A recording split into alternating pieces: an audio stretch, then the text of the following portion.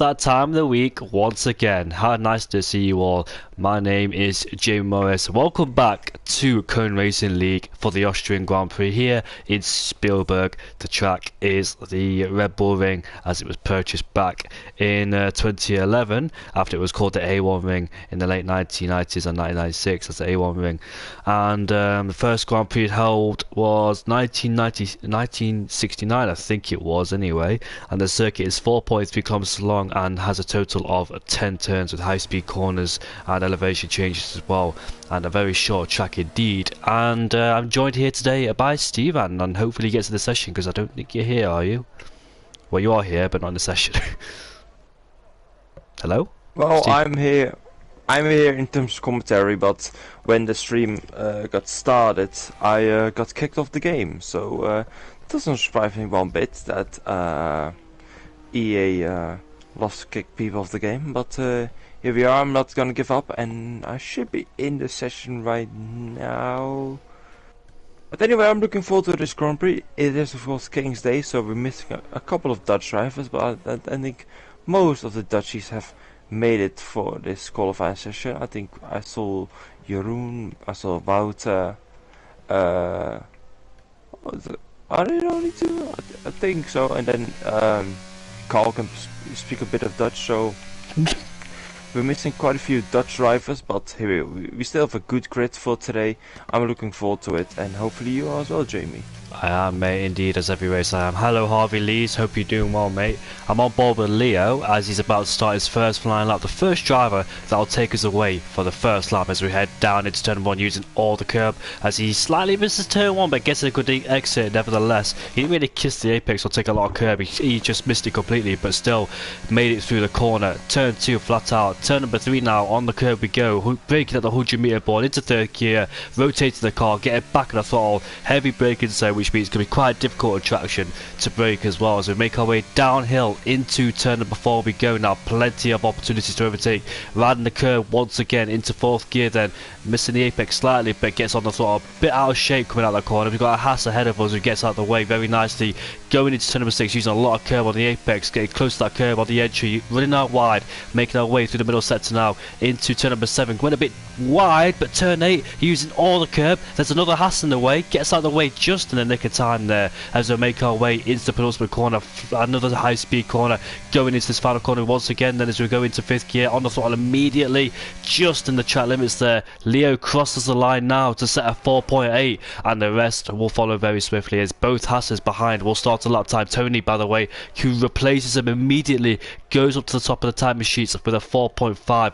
Good lap time there for QRT Leroy in the 4.5s as well, and that is very close between those two as Resify goes into P5 there in the Ferrari, and we're about to see more across the line with Carl following very swiftly in P6 there with a 5.0. The Irish Dutchman as Delano crossed the line. Welcome Delano, by the way, in the Alfa Romeo. He's on the medium compound tyres there, hence why he's not on the pace with the soft runners as Joshua pops his Red Bull now into P5. Good lap time there, only a few hundreds away from AJ's time in P4 there in the Williams then, as we've got both Mercedes making their way around the final corner to complete their lap. Kenny followed by Wouter. Here comes Kenny first.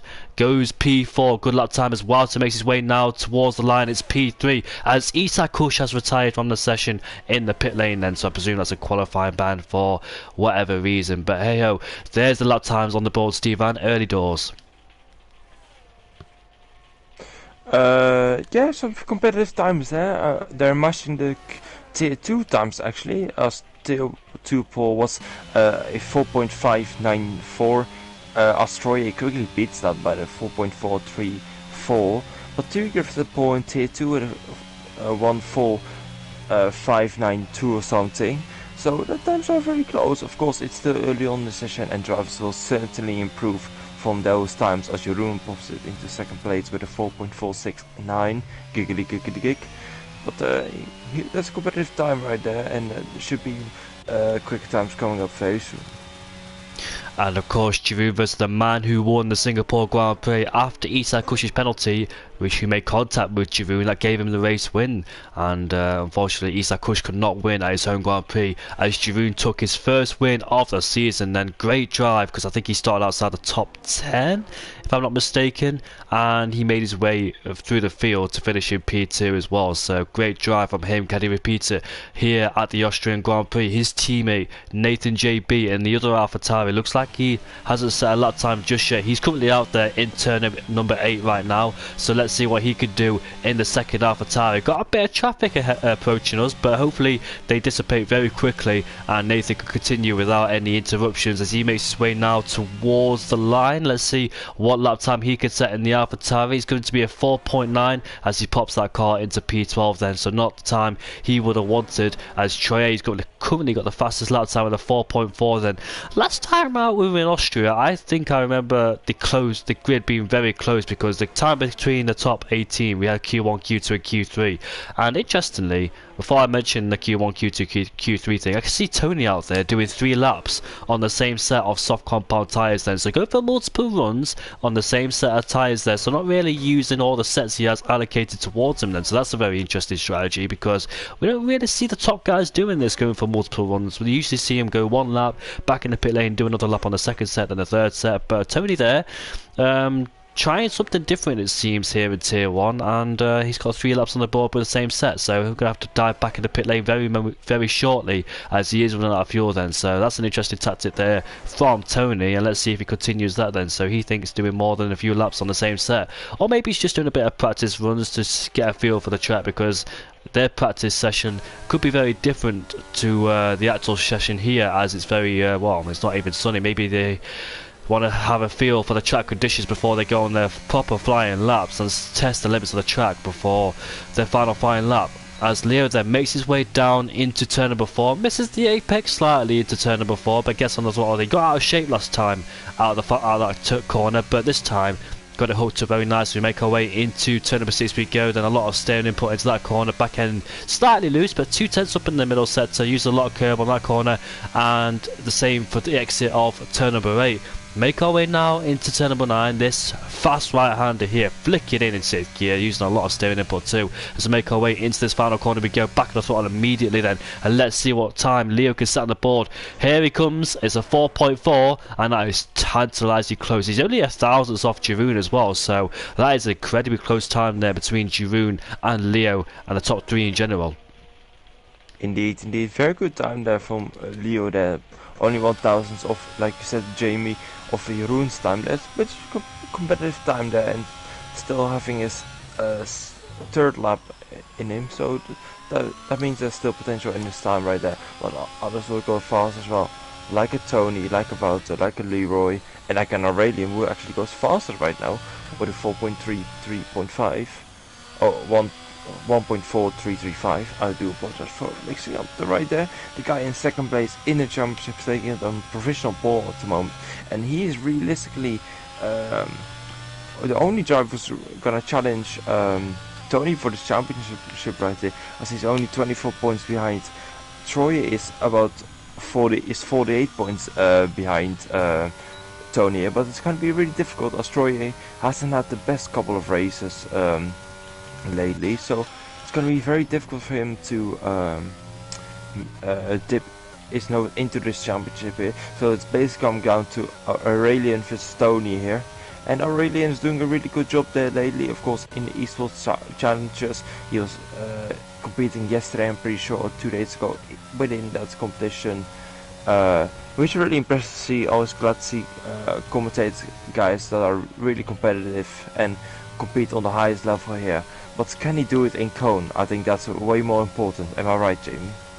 Yes, yeah, indeed, and yeah, he's got a big championship fight ahead of him, and they both had their fair share of bad luck, both of them, and I think somebody's gone for a spin. Carl has backed off his lap. It looks like he's invalidated. I'm not quite sure if he went for a spin because he looks like he was on a flying lap, and now he's regenerating that ERS and he's going to go for another flying lap. But yeah, they both had their fair share of bad luck this season, Tony and Aurelian. Aurelian started last, I think. Oh yeah, I remember what happened now. Basically, I think his wheel disconnected or something in qualifying and started last place, and he had to make his way up through the field.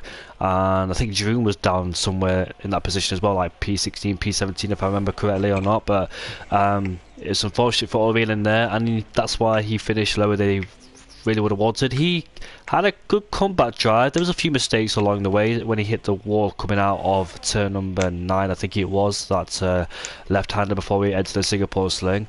Or the old Singapore sling, and he lost his front wing, but the safety car brought it back into play and was able to make up a few positions and finish P7 in the end. So it's not gone either of their way this season because they lost a lot of points, but at the same time, with both of them making equal mistakes, it's evened out a bit between the top two, and that's why it remains so close between the two as well. But all to play for here. Aurelian's got the upper hand so far as he makes his way out of the pit lane with Tony down there in P5 and a brand new set of the soft compound tyres. I think he is on a lap as well in the Williams there. I think the Mercedes looks like he made a mistake on that corner. Was that Kenny? I'm not quite sure.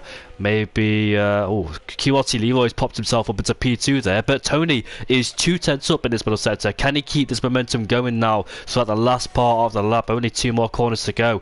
Can be very easy to get these 2 corners wrong as well, with this being a very fast corner, and it's so easy to just go out wide and invalidate your lap time. Here comes Tony then. Is he going to take pole away? And yes, he is. There's a 4.2 there from Tony, and he puts himself above Aurelian then, who's currently on his outlap then, so he's got to respond by putting himself above Tony and Drew there on a lap, but it looks like he's down in the first set. I think he's just finished a lap to go 4.3, and Leroy there up into P4. Good performance from him. He's had his fair share of bad luck, Leroy, as well, and he always has a bad few races, then comes out of nowhere, then puts in a good performance. Maybe it's just maybe the game in general, because in the last game I know Leroy was very quick, but unfortunately just can't seem quite to hook it up in this game, which is a very difficult game indeed for us pad drivers and in general, because there's a lot of time, a lot of practice that has to be put in as well. I know a few of us lose motivation due to this game as well, because it's just so difficult. It's just this game, I don't know what it is, it's just so easy to lose a car, because I can't get a feel for these cars whatsoever, and that's why you see me racing less and less each time, and that's why I'm not making much of an appearance in league racing nowadays, because it takes a lot of time and practice, and which unfortunately I don't have a lot of time, and not a lot of commitment either. Here comes Kenny towards the line, only moves up 1 spot to his previous, which is P13.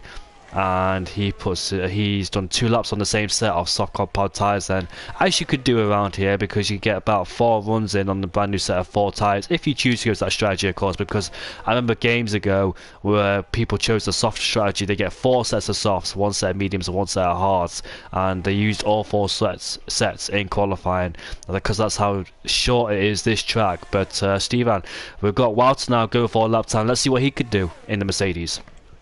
Indeed, as going bold with Wout right now.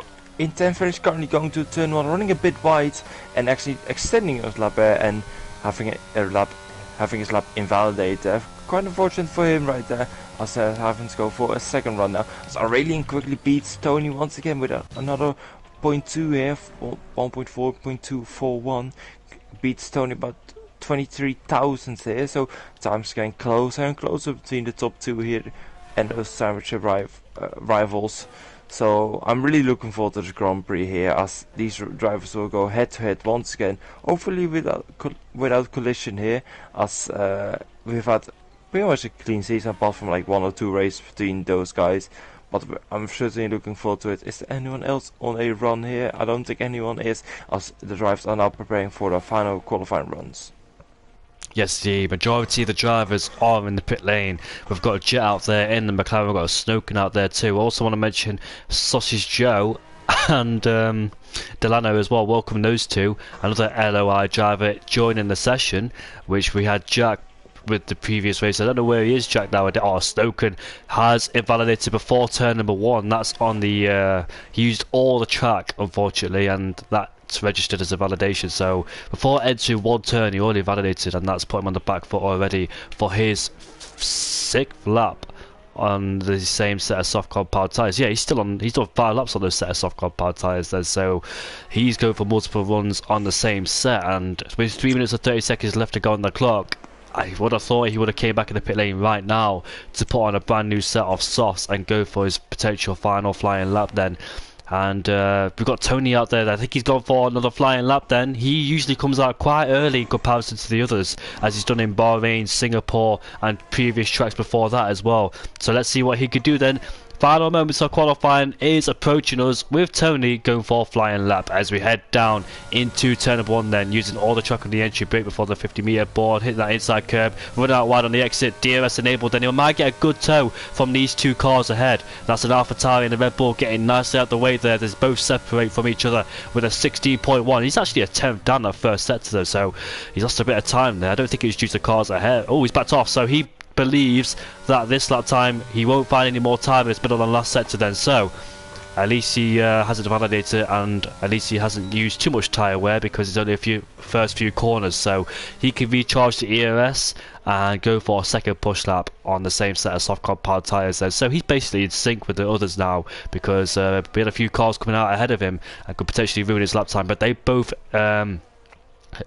realised that Tony was on a lap time and thankfully got out of the way for him, and the Red Bull does as well. Red Bull's actually in the garage, gravel, sorry. Is that Evans Joshua out there in the gravel? Yes, it was then. So fortunately the Red Bull driver that in P15 is struggling once again, and he finds himself in the gravel then. Will he head back in the pit lane? If he does, that might be his qualifying done and dusted, because there's not much time. But here we go once again with Tony back on board with him then, as we make our way down into turn number 1. Let's see how he tackles it. I didn't really see the full picture of it because I was off board and went on board with him, but it looks like he was decent as the Williams continued his way into turn number 2 now, heading into turn number 3, 700s down the first sector, so not as much time he lost in the first sector as his previous lap. Gets back on the throttle immediately, coming out of turn number 3 with the DRS enabled, making our way downhill into turn number 4, heavy braking zone again, 100-metre board, use a lot of curve on the entry as well, and kisses the apex coming out of turn number 4, gets back on the throttle, move it to the right hand side, flick it into this mid-speed corner there, hitting the apex through here, now running out wide on the exit, a 44.6, he's found 8,000s, that's not going to be enough, just, oh, he spun, and he hits the wall with his rear end, and thankfully hasn't lost the wheel, but it wouldn't have made a difference anyway, because his qualifying is done and dusted, and that's his qualifying done. He will not able to take pole position, and that's his chances over. So let's see what happens to Orinen, who's going for his last flying lap. Where's Jeroen? Headed down to turn number 1. We've got QRT Leroy out there in P4. We've got Troy out there. Everybody's on the track now, and Leo going for his out lap. I don't know how much time is left, but drivers are everywhere. Hopefully they don't get in each other's way. Who shall we go on board with, Stevan? Go with Aurelian Wood to start his final run right now into turn 1. He's improving by 30,000 of a second after sector 1 here, having a good run to turn 3 right here. Goes early on the trot here, no oversteer on the exit here. Looks very good at the moment, but of course it's a very short track here, coming down the hill now, braking on the curb here, hitting the inside curb there, has good exit again, using every bit of the track here, even more of it, running outside of the curb as Leroy goes fast right now with a 1.41211, beating Aurelian here, but Aurelian is up by a 10th, about a 10th and a half here. Looks very good at the moment for Aurelian to go on pole position here as he goes into the final section now, hitting the apex right now, running a bit wide there. So that's the best line to the line here. Looks very good for pole position. Will be pole position for Aurelian. It is a 1-4 flat right here. Very good lap time for Aurelian here. Really setting a benchmark here, and that mistake Tony made would not have made such a difference as Aurelian has had a really good advantage here, and deserves pole position at the moment, because I don't think anyone will beat him. Huge shout out to Jet, who's just put his McLaren into P5. Good qualifying session for him, but a standout for me is QRT Leroy. The Irishman puts his car into P2 ahead of the Argentinian of Tony there in P3 then. So Tony there has got a car in between himself and the championship contender of Olin then, so he's got to dispatch Leroy as quickly as he possibly can so he can get to Orville then. But good qualifying that was. Orville in there almost in the 3s, just a few hundreds off there, but nevertheless he puts his car onto pole position in the main spot, but not always a good spot, especially around here with 3 DRS trains as well. So if he stays in the lead on the first few laps, he will be the DRS provider to the rest of them behind. But further down the field, we've got a Giroud in P6 ahead of Troye in P7. Not the qualifying Troye would have wanted. Looks like he was up there for contention of pole position. Was down in the middle sector, but I think he gained a little bit of time back in the last sector. Kenny in P8 puts his Mercedes in the top 10 with Leo in P9, Reservoir P10, Nathan just missing out on the top 10 there, a few hundreds off Reservoir, who put his Ferrari in P10 then. So not a good qualifying session that was for Ferrari, but definitely a good qualifying session for Jet in P5 there, who put his McLaren inside the top 5. And we've got about 6 different constructors inside the top 6, with the Alpine, Alfa Romeo, Williams, Mercedes, McLaren and AlphaTauri there filling the first 3 rows, with the Ferrari of Troye in P7. Actually 7 different constructors with the Ferrari in P7. Kenny in P8, who breaks that, and Nelly Safu on his return in P14 ahead of Delano on his debut in P15, with Joshua P16, Carl the Irish Dutchman in P17, with Slocum in P18 there on his debut for Haas, and both Aston Martins in dead last, with Sausage Joe not able to break to the 4s. And we've got Carl and Snowden, who actually set the exact same lap time as well, down in P17 to P18. Isa Kush, the only man who did not set a lap time in the Aston Martin, probably due to a... And we did see this last time out in Singapore, where he did start last and made his way up to that was Irene, sorry. Yeah, Isa Kush then will start last at this Grand Prix. Can he make up all that time back? He had good pace in Singapore, nobody could stop him, but unfortunately with a late safety car coming out, he had a penalty over his name due to the collision with Jeroen Visser, and was not able to take a race win. It was due to a little graphic glitch, well not graphic glitch, just the dynamics of this game not working properly. The suspension ripping off the car with a very slow speed crash, wouldn't even knock off a front wing or damage the front wing at all, but unfortunately due to this game not being realistic enough, of course a safety car for Isa Kush, and therefore lost his win. If he gave the position back, then fair enough, but obviously he knew he had the pace, so he didn't really want to. But a safety car was always looming around somewhere, and that ruined his race. And Jeroen was able to stick within the 5-second time penalty, or whatever penalty Isa Kush got. And the last time out in Singapore, Wilder finished on the podium with Isa Kush in P2, and yeah, Tony didn't get on the podium there, sadly for him, because yeah, he was stuck behind Wilder the whole race. That was the problem with the DRS train around here. You just can't get past your rivals whatsoever in a DRS train, and he was stuck behind the whole race, not able to take advantage of him at all. So currently in P3, got Leroy to dispatch to get close to his championship contender, and hopefully we'll see an interesting race, Stevan. Indeed. Also, gonna have a quick look on the tire strategy right here.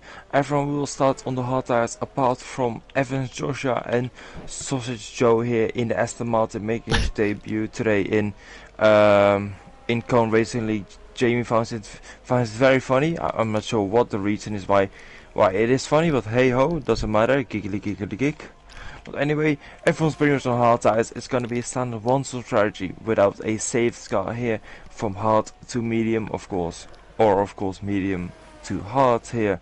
And I think ever since everyone's on hard tires, I don't think we'll see a massive difference on the start here.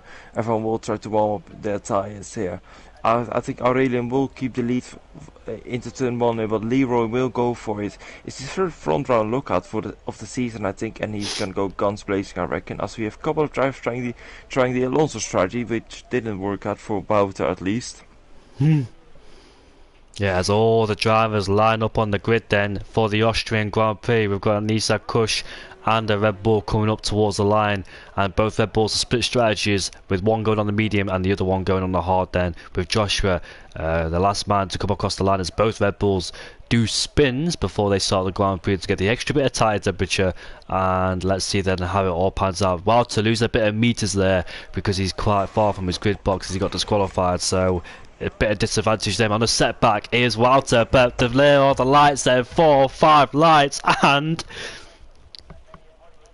We are underway for the Austrian Grand Prix for round 13. Looks like Leroy's got a decent start. You can see already immediately goes to the left hand side. Leroy's got no room on the inside, but here comes Tony around the outside. He takes Leroy for P2, but does he get swallowed up by the pack now? Because they're all right behind him with Walter. There's a Mercedes on the grass, that is Kenny. But as we head down into turn number 3, we can see Leroy go defensive, defending against Walter. Oh, Jet has hit the back of Walter. We make our way down into turn number 3 because he was side by side with Giroud. They were both late to the brakes there, but Jet hit the back of him. He loses a few positions, and we got a Mercedes who was spun in the background too. Kenny, on the second time, has made a mistake in this race, and he falls himself down into P20. Unfortunately for him, as Tony put in pressure there on our race leader. He got an amazing start because Leo got pitched to the inside line. Look at AJ in rotation going side by side now through turn number 6. Rotation has the inside line. AJ can't stick around the outside, but rotation goes a bit deep, and AJ might come back at him, but he might back out because the final 2 corners,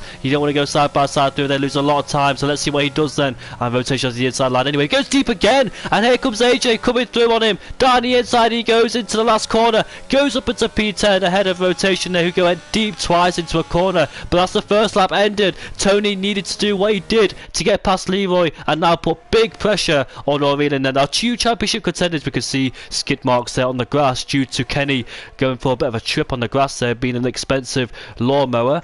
But yeah, as you were, it's the top 3, Aurelian, Tony and Leroy, Stevan.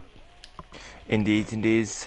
Quite a dangerous start right there. Everyone trying to gain as many positions as they could, but only have 2 drivers pitting, Leo and Snoken pitting right here. But so far so good for the championship rivals who are coincidentally right behind each other. Tony's really pushing on behind Aurelian here, only 2 tenths behind him, which is really close. And Leroy had a good start as well, but just couldn't keep Tony behind him, as Tony is of course a very aggressive driver, trying to move his way forward here. But hopefully Leroy can have a good race space here and stick with the guys, with the top 2 guys, although that's not very easy to do.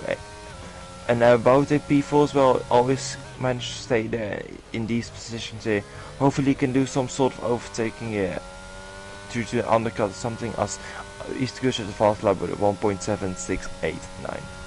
Right, so Sausage Joe has gained up 6 places off the start. Isak Kush 5, so good progress from them both, as Isak Kush actually set the fastest lap of the race down in P15. His teammate there putting pressure on Delano. Our new 2 comers, Delano and Sausage Joe, down there in P12 and P13, both making up places as well. As a result, as you can see, Tony is perilously close right behind, as Leroy is able to stick in the DRS then of Tony, and the top 6 there in the big DRS train. Our favourite top 6 there, they're big runners here in CRL. We're just missing Isak Kush now, and let's see what Jet can do as well, because Jet is 1.3 seconds behind. As you can see, already went a bit deep coming out of turn number 8 there, as Tony is right behind him then. So Tony there fired up after qualifying, and now with the DRS enabled, he could stick on the rear wing of that Alpine and keep him in close contention and company throughout the majority of this race. Then he will not want to go for the move as early as he would have want because of the DRS there, so he might stick behind it for a long time before the medium start to come into play later on in this race. It's all a part of our long game strategy plan here,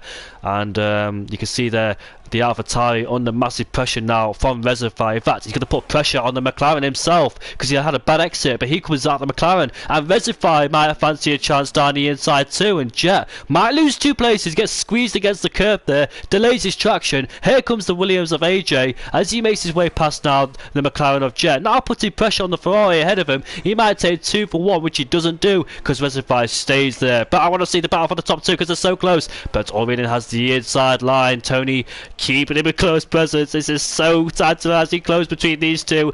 I wonder if Aurelian there might make a mistake due to Tony being right behind him. I don't think Aurelian there will fall for that, being a professional esports driver, but we'll see then if Tony can force him into a mistake there. And rotation, oh, car's retired, and look at rotation, he's right behind the McLaren of Jet as Jet disappears into the pit lane. Then that might be due to front wing damage after hitting the back of Walter, realising he doesn't have the downforce in the corners he wants, and therefore can't suffer it any more longer. So he heads off into the pit lane then to change that wing, and go on a brand new set of wet tyres. He's going to go on, let's see what he does, go on mediums then. So soft, medium, medium for him. I mean, hard, medium, medium for him. As I can see, QRT Leroy did tap the back of Tony there, coming out of turn number 3, so hopefully hasn't sustained any damage. It was a light tap indeed, but we saw Jet there sustain damage off the back of Walter, but you never know the dynamics and characteristics of this game.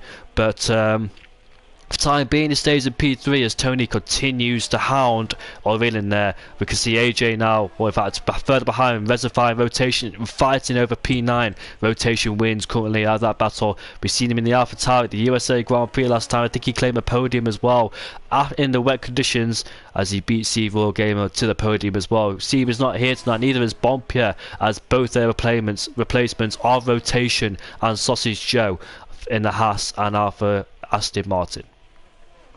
Indeed, indeed. We also have Patriosman up here today, but he's not due miss because he crashes out every week, so other drivers can replace him better here. Unfortunately for Carl, there to retire from the Grand Prix there. Lost it in coming into Sector 3 after got another Haas spinning. It looks like Patrios is actually driving on Aero Snowken's account here, as he spun unfortunately into Sector 2 here. Now entering Sector 3. Hopefully he doesn't get lapped here. He's got to get the tires cooled down here and get in a groove again to carry on pushing, as Jet's also in the pits for a new front wing here. So many drivers actually making mistakes right here, losing front wings here, and yeah, generally making a lot of mistakes here. So hopefully it can be a clean race from now on, because it's been quite a poor race in terms of driving performance. Well, talk about bad driver performance. I've seen some good battles just now while you were talking. We've had Chivoon versus Walter. They had a battle into turn number 3. Walter came out on top, but Chivoon snuck down back the inside of Walter, took 4th place back away from his Dutch compatriot there, and he reclaims P4 ahead of Walter then. As we can see there, these two fighting very cleanly, respectfully as well. These two there respecting each other, and it's very nice to see, because I know early in the season we had a bit of contact between those two, including Aurelian and Troy. Oh, Tony there almost lost traction. He did lose traction but keeps it, and here comes Chivoon. He might lose 2 places. Now he's have to use the ERS to try and stay ahead of Chivoon. Will it go back down the inside of the Dutchman? And Chivoon there late to the brakes, stays in P3 there, so Tony loses traction. He might come back at him though, trying to go around the outside now. Into turn 6 we go. Can he keep it? No, he can't, because Chivoon has the inside line, but Tony might do the old switcheroo now. Coming into turn number 8 we go. It's so close between the two. They both have they're both going side by side, and let's see that they've continued their battle. You can see Giroud derated on this straight. Tony knows that, so he might get him down, but you don't want to go side by side through this corner. You want to keep behind for the next straight. And that could have been so close to contact. One of them could have spun out of that corner there, but thankfully they did not. And Tony there may be frustrated, might be not thinking about the long-term game after losing traction coming out of turn number 3, which allowed QRT Leroy to go back up the inside, and Drew Vizza took advantage as well.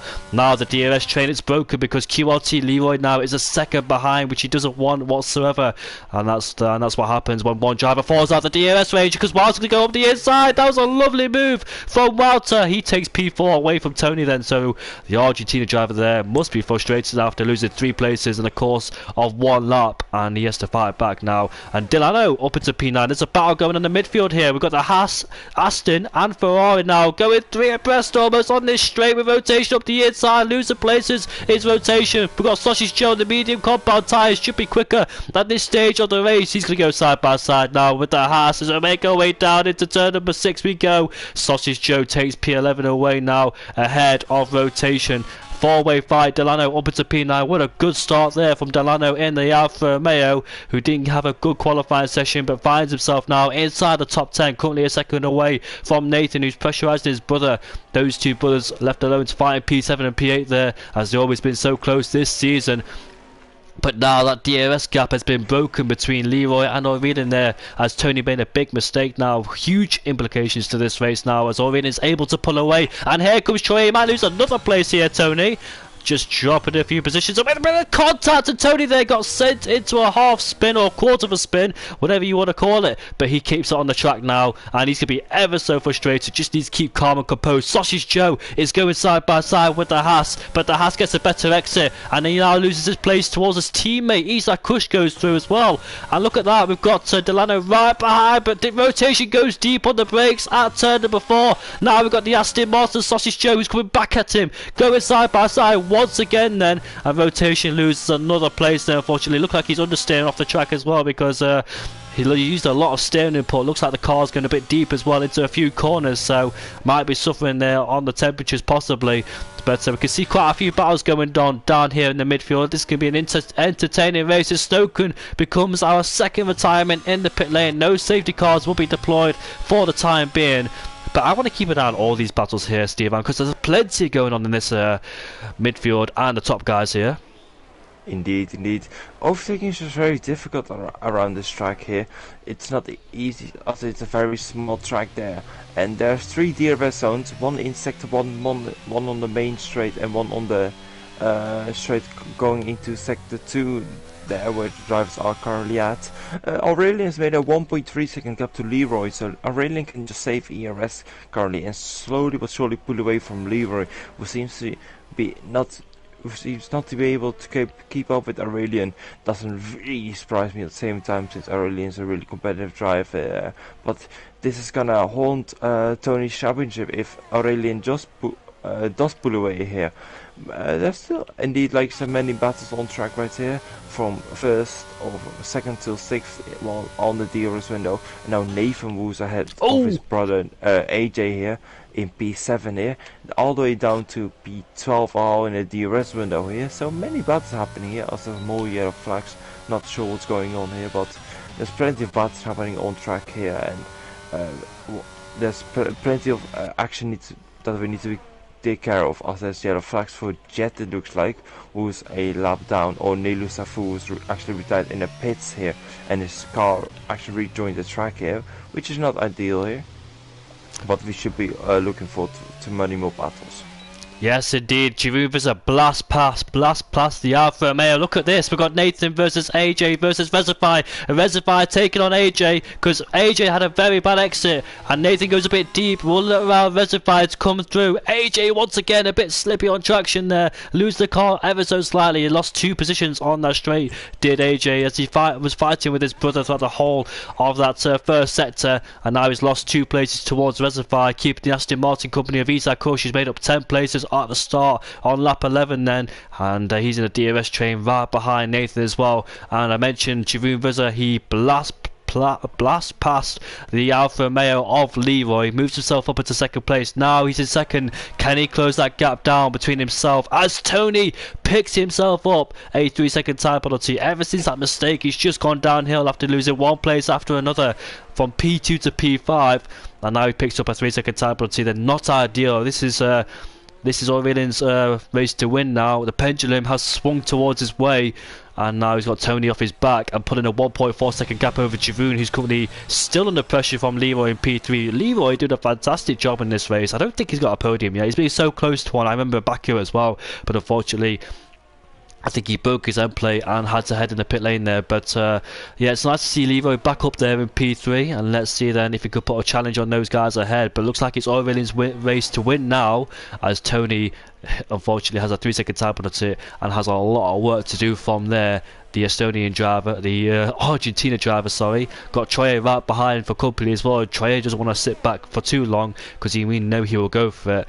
And Tony made comments about Troye's braking as well, because he likes to go very late on the brakes, and Tony was actually quite afraid of what Leroy. Oh, Leroy has picked himself up a 3-second time penalty, and that will also dent his chances of a podium too, for good measure, and might swing towards Wilders' way as well.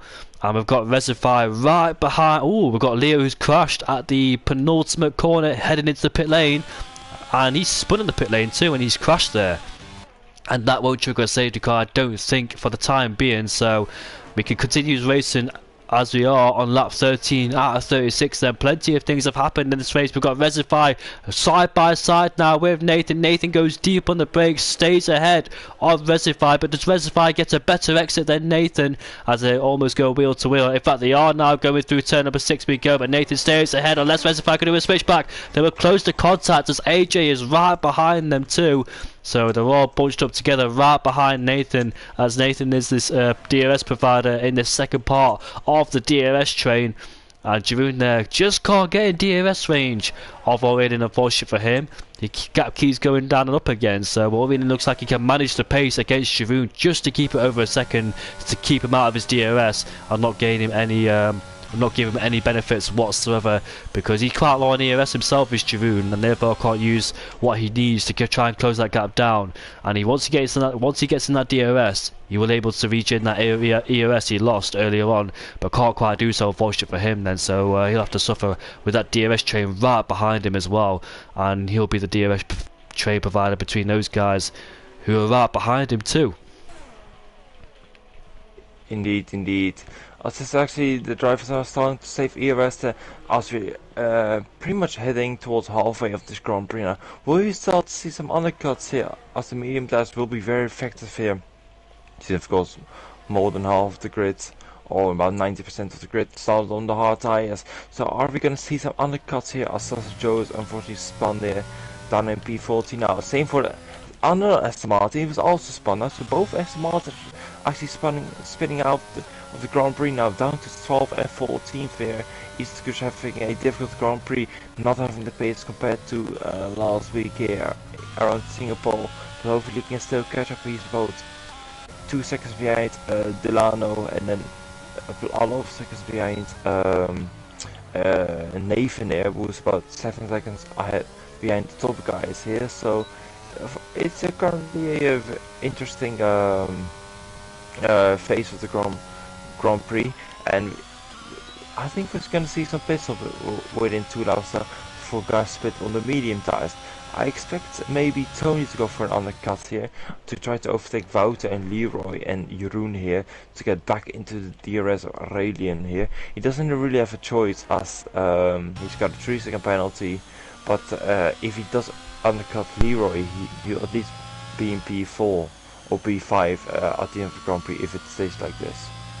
I just saw AJ and Reservoir having a battle for P8. AJ stayed ahead despite being under massive pressure from Reservoir. He tried switching lines, but unfortunately couldn't get past him, and he remains in P9 for the time being, with Nathan still under pressure as rotation went for a pit stop to go on the medium compound tyres. When Isako spun, I also noticed something about Delano, who also had gravel on his tyres, so I'm not quite sure if they both made contact or Delano had to take avoiding action there and goes to gravel to avoid Isako. Oh, Leroy's got off the track in turn number 3, and now he's going to be under massive pressure from Wouter right behind. I think Leroy still has DRS though, so it's going to be a drag race down to P4. It's just a matter of who's got the most ERS, which is Wouter's. Leroy gets so close behind him, but now Wouter moves up into P3 now. Now he's going to put pressure on Jeroen Vizor in P2, and I love it when these two get close together because it's always feisty now. And with Wouter having way more ERS than Jeroen, it should be easier for the Dutchman in P3 to just sneak up on him and overtake him and blast past him. I don't think he'll do that because he wants to stay behind him to use the DRS, but he's currently a second behind. But if he uses that ERS right now, he should be able to get DRS, but no, he doesn't. Not on this occasion, he doesn't. So Wouter is currently outside the DRS range for the time being, but having more ERS, he can try and close himself and try and get the DRS off Jeroen to keep those guys behind him. Otherwise, he will be under massive pressure if he can't get the DRS range of Jeroen, and have Leroy and Tony both suffering with penalties, of course, and Troye, poor man in P6 there with the back of the DRS train from these guys, as Leroy there still right behind. Oh, we've got, who's that? That's Aurelian, who's got off the track, and here comes Jeroen Vizor for the lead of the race. He moves himself up into P1 after Aurelian went off the track at turn number 3. Now this is going to be a game changer now. Aurelian now finds himself in P2, and now the battle for the lead is on between the two now, as Jeroen finds himself the lead of this race. And this is going to be so interesting now, as Aurelian there made one mistake in this race, and the top 6 now all back together in the DRS train. Wow, a mistake that wasn't that we weren't expecting to happen, as Aurelian is so doesn't make any mistakes at all here, and now he makes one mistake and he lost the lead to Jeroen now, so Jeroen has to control the lead here, but this does allow Aurelian to go for the undercut here. Now in P2 to go for fresh air and medium tires here. I expect drives to pit in 1 or 2 laps from now on, as Aurelian actually retakes the lead here with the DRS here. Jeroen really doesn't defend it that much here, as he knows he's now within the DRS window still, and he can save ERS now to until the pits will face here. Bouts up to P3 after a mistake from Leroy here, so the top 3 kind of comfortable at the moment, just sticking behind each other, saving ERS here, as Tony is side by side with Leroy here. And actually I think Tony's got a position done here, as he's got more ERS here. Yes, he does. Tony at the P4 once again. This is good for Troy though, as he'll jump up both positions. Okay, Evans George has got lapped here by all the drivers here, as he calls yellow flags here. This is good for Troy, as he'll actually move up 2 positions. Will he go for the undercuts? Yes, he does. There we go. We've got the first driver going into the pits here. The 4-hour driver here, turn the undercuts here. Or Whelan has DRS off the back of the lap Red Bull. That's not what Jeroen needs whatsoever. He wants the Red Bull to move out the way, the top team of the AlphaTauri, the sister or the brother team.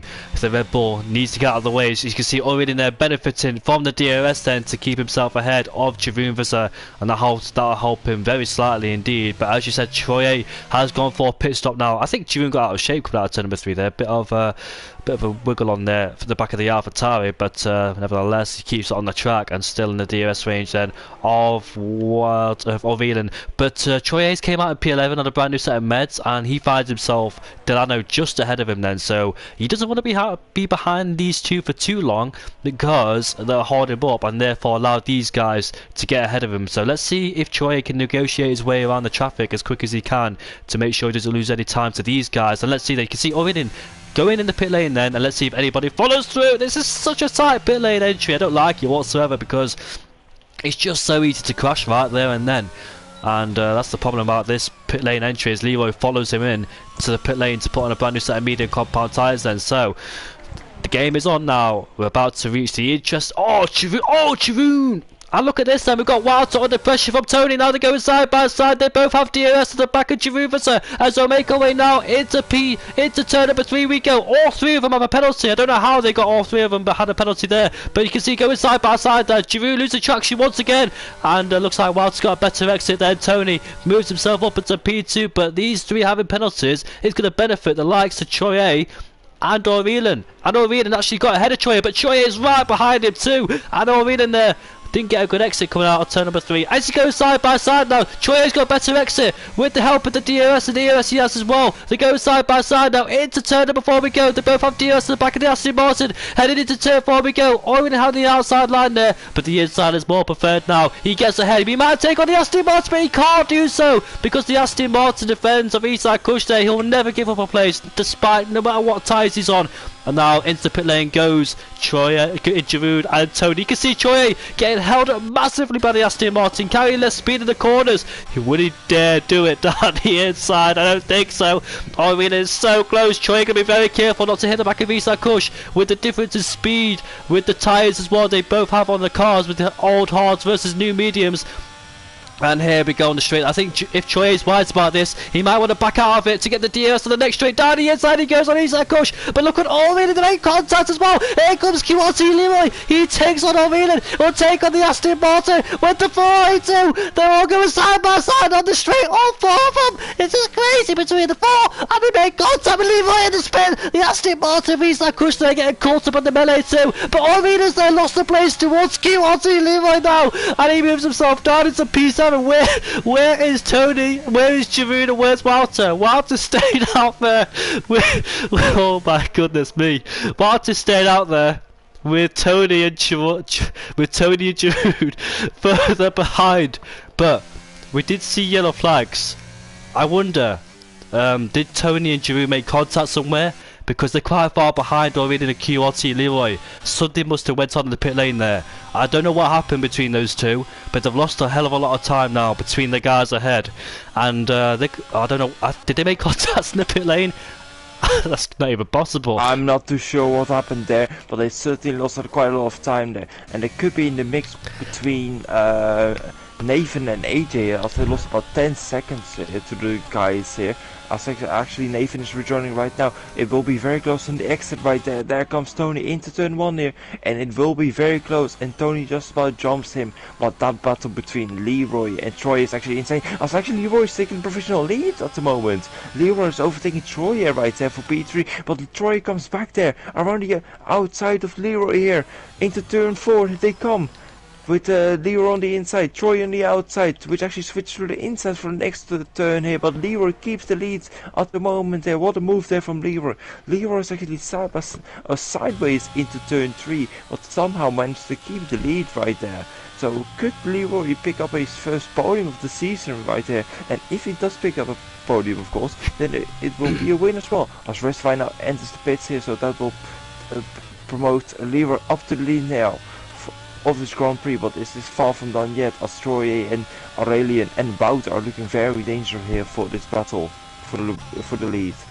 I dare say Troy is in a better position in all of this because he knows QRT Leroy has a penalty. He can use the DRS at the back of Leroy to keep Aurelian behind, as they both don't have penalties as well. Kenny in P5 going for a long stint. We know he spun at the first lap as well, which demoted him down to last place. Now he's up into P5, hoping for a safety car that will make an appearance on the track then. So it's all down to Leroy, Troy, Aurelian and Wouter to fight it out, but the problem is 2 out of the 4 have got penalties, and this is all down to Troy and Aurelian then to see who wins the Grand Prix. Obviously both of them can pick up a penalty as well, because I know they've gone wide themselves in the corners then, so it's very crucial now, pivotal moment in this race, not to pick up a penalty, because that can determine who can win this race then. It's the high ground has gone towards Troy, as he's got DRS at the back of Leroy, could use that to keep Aurelian behind then, and let's see what Aurelian can do from there. It all happened at the exit of the pit stops because Troy there blast past Aurelian, and QRT Leroy took both of them on as well, because Aurelian hit the back of Isaac Kush, slowed him down in the first corner.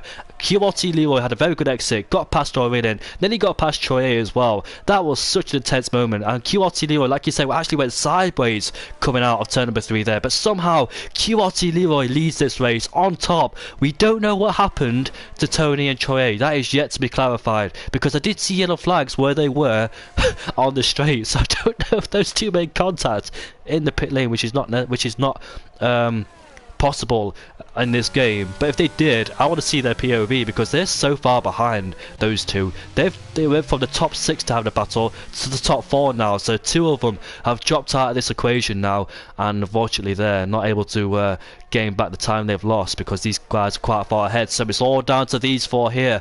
The battle between these guys, Troy and Aurelian, do not have penalties, so either of those two could win, depending how it all plays out though between those guys, because Troy there, like I said before, has the high ground and can use the DRS in back of Leroy. He doesn't theoretically have to overtake him, but obviously he's a racer, he'll go for it later on in this race when he needs to.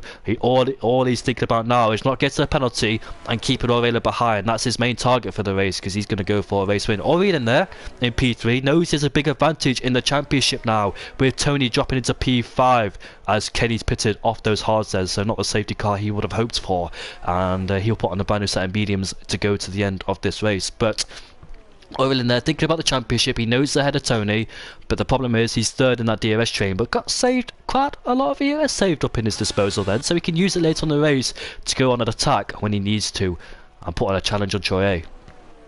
Indeed, and they know Leroy's got a penalty now, so if they just can stick within the 1 second window of the car ahead, then they'll get they promote 1 extra position, which means extra points, as Tony has also got a penalty and Wouter as well. So Troy and Aurelian don't really have to attack Leroy here. They can just stick behind and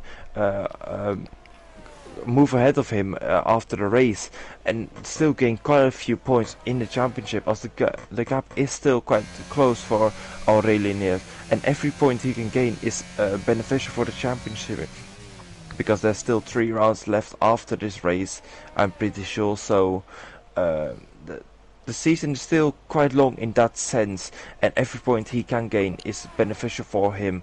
So Aurelian and Troy just have to be patient here. Jeroen just set the fast lap. He's stuck behind Tony. Of course, they lost quite a few seconds here. But if Leroy keeps struggling with pace and Tony's got a pace advantage over those guys, then don't be surprised if they start slowly but surely catching up to the leaders again. Of course, 8.5 seconds is quite a huge gap to close up on with 10 laps to go. But you can never know with Tony and Jeroen here, as they'll DRS train each other to fight back into this race. And if a safety car comes out as well, that'll bunch up the whole field, and the man in P7 there might be able to pick up a podium this season, because he missed out in Hungary because the four ahead of him have a penalty. And if the late safety car does come out, the whole field is bunched up and not a lot of time to pull out a gap as well. Therefore, they'll pick up their first podium, his first podium of the season, Nathan, as well. So he'd be hoping for a safety car later on. Obviously, he doesn't really know that those guys are ahead. He does know that Jeroen and Tony. I don't think he knows that QRT Leroy's got a penalty. So if a late safety car does come out, he'll be hoping that... oh, yellow flag there. That is a Haas who's gone for a spin at the exit of turn number 1. That's rotation, over-rotated the car and dropping down into P12 then. I know he's been struggling in this race. You can see him now going a bit wide in a few corners there. Heavy braking zone as well at turn number 4 where he's gone wide, which allowed Sausage Joe to go through as well. Sausage Joe also not having a good race either. I think he spun a few laps ago. With Isak Kush also trying to make his way through the field, but he had a problem himself with, along with Delano. I think he had to take a forward in action, Delano, because he had gravel on his tyres when I went on board with him after Isak Kush spun. But lap 27 now out of 36, not a long left in this race. And like you said, Troy doesn't have to fight Leroy. He could stay in P2 throughout the whole of this race if he wants to. He's got a little bit of ERS in his disposal now to attack and defend, because Aurelian's got a lot as well. So he's got to watch out for Aurelian there. He's got to plan his moves at the right time, has Troy. But he knows that Aurelian there will not want to linger around too much in P3, and he want to overtake him very quickly as well, so we can get Leroy. But he'll finish in P2 unless he doesn't get a penalty, of course. But it's all down to Troy to determine who can win this race, because he can use the DRS to protect himself against Aurelian, as there'd been no advantage down this straight from either of them, as they're carrying the same speed with the DRS, and that's why it's called a DRS train, because you can't gain anything from it either. So while it's unfortunate for him, being in P4 will not help him whatsoever. He'll just have to follow those guys ahead and hope that something would happen once they do battle. It should be a tasty battle between Aurelian and Troy. But who wants it more, Troy or Aurelian there? Troy finished outside the podium paid positions last time out. Hasn't had the best few races either, has Troy, because I remember he missed one as well at the Hungarian Grand Prix, if I'm not mistaken, as well. Singapore, he finished outside the top 3. Hungarian, he missed one. And now he's back here in Austria looking for a race win, but he's got Aurelian hot on his heels. Aurelian now so close. I think Troy is going to have to force his way past Leroy now. He can't afford to stay behind him because Aurelian will be putting pressure. Here we go then. Here comes Troy. Takes the lead of the race. Let's use late on the brakes there, because we know that the DRS is a major advantage here. But they both make contact. Here comes Aurelian then. They go 3 abreast on the straight. Look at Troy. He does not have DRS then. He'll be exposed down the straight. And here comes Aurelian then. They're going side by side into turn number 4. But here comes QRT Leroy going up the inside here of Troy then. So Troy then was in first place momentarily. He finds himself back down in P3. But with the extra ERS advantage he has, he was able to get ahead of Leroy. Moves himself up into P2. Does Troy. And that was a hairy moment there for Troy. But now Aurelian then. It's a good thing for Troy now. He's got DRS at the back of Aurelian, because he's still in the DRS range of the leader. He doesn't want Leroy overtaking him because he knows he has penalties himself, and therefore if he stays behind Leroy, he has no chance, as Leroy is able to use the DRS of Aurelian there. But luckily for him, he gets past him, and now Troy has the back of Aurelian then and can attack him later on with 6 laps left to go in this race. Indeed, indeed. Very exciting battle between those drivers. As we have here for Sausage Joe into second. Oh, actually, Isak Kush in sector 3 right there, losing position to Delano, who's now up to the top 10 here. 10 seconds behind Rustify there, but still an alright debut there for him, as Isak Kush picks up a 3-second penalty. So a horrible race for Isak Kush in the Aston Martin there, unfortunately. Moving on back to the top guys here, Founder side by side with Leroy, but actually backs off here. This is for a podium position here, as both drivers do have a 3-second penalty. Let me get a penalty count up. Yes, indeed, all the drivers from P3 to P6 almost have a 3-second penalty as rotations as the fast lap there in P14. Also you got more yellow flags for I S8 unfortunately. But Wouter, he is battling for a podium position here. Very unlikely that Tony will catch up now. But he's in a battle for a podium place here. So can Wouter potentially overtake him? He was side by side with him in turn 4, but just couldn't make the move work and thought better of it, as P4 is still not a bad position to be in. And whilst they're using the ERS, and he's going to put another chance, another attack on Leroy. Leroy goes defensive on the inside, then Walter late to the brakes there, trying to go around the outside. He gets put on the curve there, but still he gets a decent exit then with a good drive. Could out turn number 3. They go side by side, but Leroy hanging on with his left front tyre against Walter's right rear. As we make our way down into turn number 4, we go then. They go side by side as Isa Crush has crushed out of this race, and now still coming out side by side. They're so close between the two, Walter and Leroy. Leroy trying to get his first podium of the season, but he can't quite do so, and unfortunately has to give way because Walter has the preferred inside line into turn number 6 then. Looks like Leroy is struggling just a bit as on his tyres, as he's the first man to pit out of these guys here, and he's on 11 lap old tyres as well against Walter's 9 lap old, so 2 lap difference is the tyres. Doesn't seem like it's a lot, but it can be, especially on this game as well. Maybe in real life not so much, as Leroy there gets a horrible exit at the final corner, just sliding his way out of that final corner as he desperately tried to overtake Walter to claim a podium, because Walter's got a penalty too. But is Leroy able to try and take away now P3, as Troy then still behind O'Reilly, just waiting for the last few laps of this race to put an attack on O'Reilly there, so O'Reilly doesn't have a second chance in this race. But he's saved up on the ERS, so is O'Reilly then in his defence as well. So this is good news for O'Reilly, because O'Reilly knows that Troy is to go for it late in this race, so therefore he has an advantage to save ERS. His ERS saving has been quite efficient this race as well, and it's allowed him to. Oh, Joshua has crashed out. Will that trigger a safety car? Could that spoil things? Oh yes, it does. Oh my goodness me, the safety car's been triggered, and that is not a good. That's not good news for our podiums for P3 to P6, because like I mentioned earlier, if a late safety car comes out, I did say Nathan will catapult up the order, but it's AJ in P7 might find himself a podium, Stevan. Well, actually both drivers potentially, well, are definitely going to benefit, but for sure Jacob right here in P7. But are we going to see drivers pit from this position here? I think both drivers will get a free pit stop, and Jeroen does decide to make a pit stop here, crossing the white line slightly here, but he does decide to make a pit stop here. What about Jacob and Nathan here? Nathan pits, Jacob doesn't pit, so he decides to stay out there.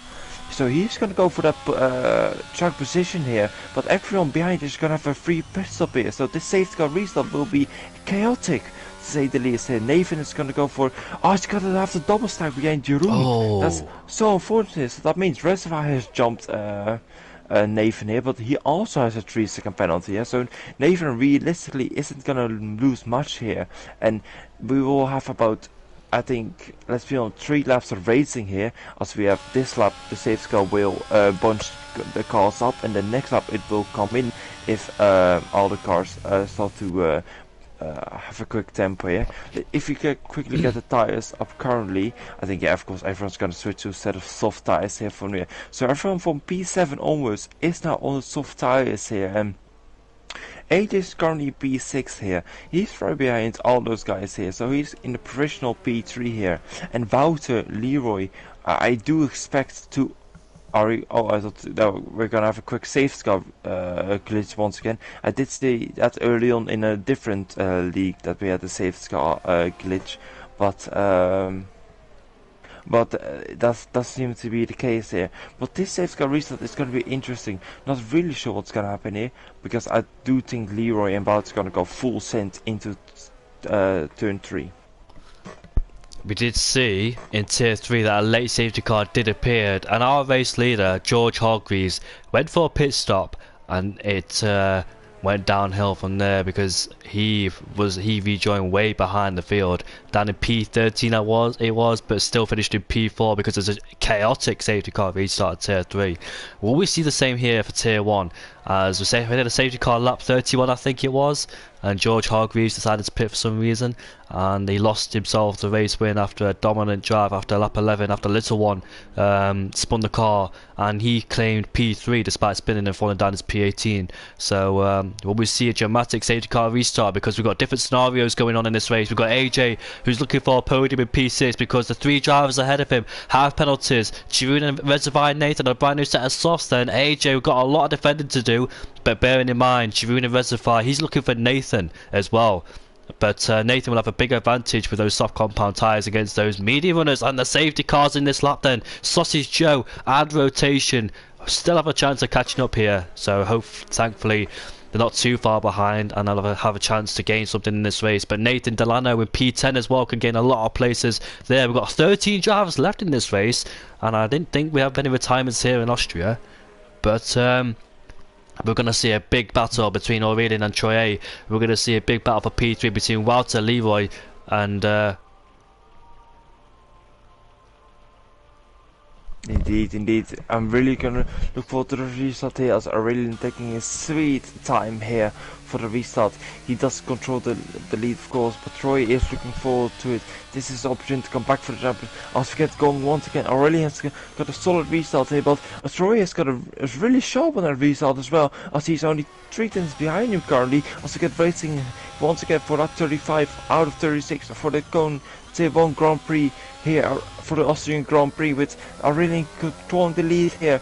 Jeroen already overtaking Jacob here for P7 here, but of course Jacob doesn't have a 3-second penalty, so he's still looking good for that podium right here. As you have Leroy trying to go down the inside of Wout here, make both drivers making contact with each other here. As actually Reservoir is up to P7 here, overtaking Jacob right there. So the more position Jacob is gonna lose, the more time he'll drop behind Wout here.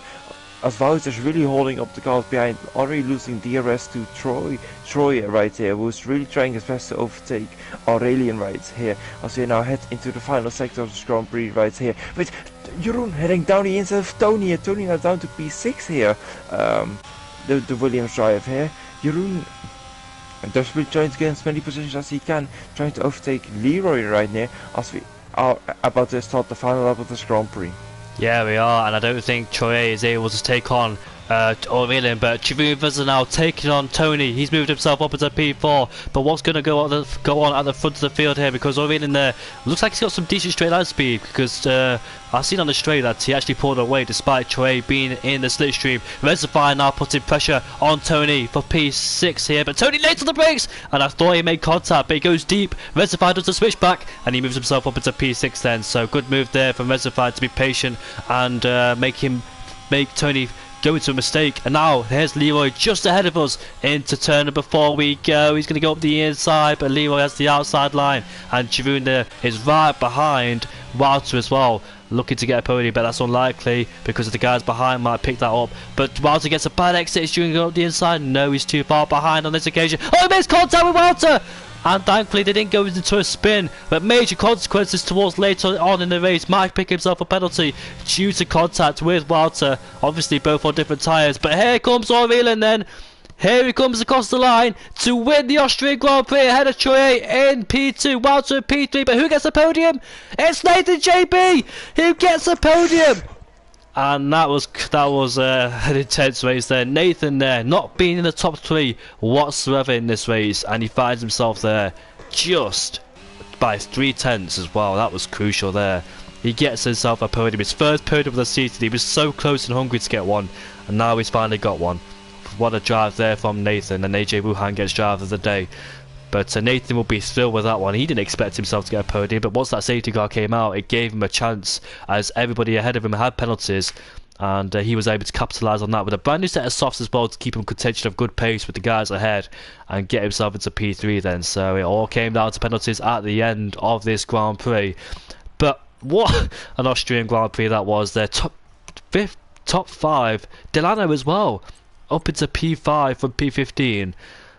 And it was all about not getting a penalty today, because a late safety car came out, and that's when the whole field was bunched up, and people with penalties were in a big trouble here because they're going to lose a lot of positions. And look how it all came down at the end, with Leroy actually dropping outside the top 10. He was fighting for a podium. Walter finished in P6, Giroud in P7, Reservoir P8. But congratulations to Owen in there. He made that mistake which allowed Giroud through. But we have no idea what happened to Giroud and Tony once they made their pit stop. Something went down in that pit lane. I'm not quite sure what happened. Hopefully we can see their points of view, because we need to know the what happened there to complete the storyline. Because they actually dropped out the DRS fight from the top 6 down to the top 4. Troye from P7 to P2. What a good drive from him. Nathan as well from P11 to P3. AJ Wuhan P13 to P4. Delano from P15 to P5. And Kenny actually scored inside the top 10 despite spinning at the start of the race too. So this race was phenomenal, wasn't it, Stevan? Indeed, what a race we saw. Every race, every week, just brings up more surprises in this in the Tier 1 league right there. And certainly today wasn't a surprise. It shows that the drivers that don't pick up penalties can really benefit from a AC with Nathan and Jacob really benefiting from that, getting a great result there in P3 and P4, just staying patient despite the pace not being as good compared to the top guys here, but they stayed in the race, and when that safety car appeared they really benefited from that. So congrats to them, and congrats on them, and then hopefully they can be back next race again on the podium. Yeah, crazy race that was. It's just yeah, never disappoints the Austrian Grand Prix. Plenty of things can go down, especially when a late safety car appears, where it all can go crazy at the end, where everybody knows there's a chance of fighting for something, even a podium as well. Even if you're down to P8, there's still a chance for fighting. We saw Reservoir even up there too, but unfortunately for him, he had a penalty. Could have found himself to make it a double Ferrari podium, but in the end, penalties got him in the end, and he finishes in P8. But the man who set it all off was Evans Joshua, the latest to retire in the race, which gave the sister team the podium. Oh dear.